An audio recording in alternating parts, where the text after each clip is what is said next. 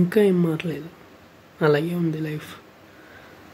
10 గంటలు చేస్తున్నా, 12 గంటలు చేస్తున్నా, ఎక్స్ట్రా టైం చేస్తున్నా, వీకెండ్స్ వదిలేసిన అలాగే లైఫ్ ఏం మారట్లేదు.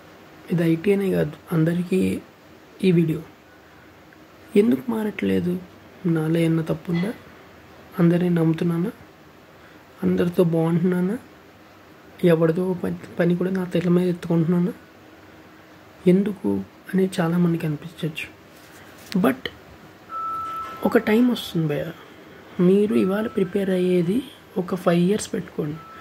ఈ 5 yearsలో మీరు ఇవాళ చేసే పనులు ఉంటాయి కదా, ఈ 5 years, నెక్స్ట్ 5 years చాలా బాగుంటుంది. వచ్చే 5 years ఇవాళ చేసే పనితో అంత పర్ఫెక్ట్గా నేర్చుకోండి. మీరు ఏం చేసినా, మీరు ఫర్ ఎగ్జాంపుల్ మీరు ఒక బండి వెళ్తున్నారు అనుకున్నాం, ఫర్ ఎగ్జాంపుల్ పెట్రోల్ పంప్లో పెట్రోల్ కొడుతున్నారు, లేదా ఒక శాండ్విచ్ చేస్తున్నారు. ఆ ఆర్ట్ని టైం ఇవ్వండి, ఆర్ట్ని నేర్చుకోండి. అంత బాగా ఎవడు చేయకూడదు, అది గుర్తుపెట్టుకోండి.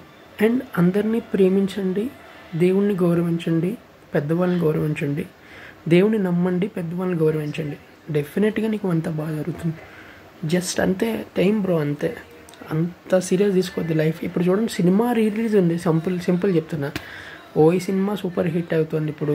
తర్వాత ఆరెంజ్ సినిమా బాగుంది. ఇప్పుడు చూడండి, మనలో మాట ఆ రోజుల్లో డైరెక్టరు, ప్రొడ్యూసర్స్ తెలుసు కదా, నాగబాబు అని ప్రొడ్యూసర్ మీకు తెలుసు కదా, ఆయనదే చాలా లాస్ అయిపోయాడు. అలా అని చెప్పి ఏడుస్తూ ఇంట్లో కూర్చోలేదే, ఆయన కష్టపడి మళ్ళీ బౌన్స్ బ్యాక్ అయ్యారు. ఓకే, ఈ సిచ్యువేషన్ నాకు వచ్చింది, నేనేం చేయగలను? కోహ్లీ చాలా రోజులు డక్అవుట్ అయిపోవచ్చు, మొన్న అయిపోయాడు, మొన్న బాగా ఆడాడు, 50 కొట్టాడు. రోహిత్ శర్మ సెంచరీ కొట్టిన నెక్స్ట్ డే డక్అవుట్. హల్లుల్లో మనకేంటంటే, మన మైండ్లో ఏంటంటే లైక్ వాళ్ళ దగ్గర అన్నీ ఉన్నాయి కదా, వాళ్ళకి ఏంటి బ్రో, వాళ్ళు ఆడకపోయినా వాళ్ళకి బ్రాండ్ డీల్స్, అడ్వర్టైజ్మెంట్స్, వాళ్ళకి రాంది ఏంటి అనుకుంటాం. బట్ ఎవ్రీ మ్యాచ్ వాళ్ళు జడ్జ్ చేస్తారు, ఎవ్రీ టైం, ఎవ్రీ డే.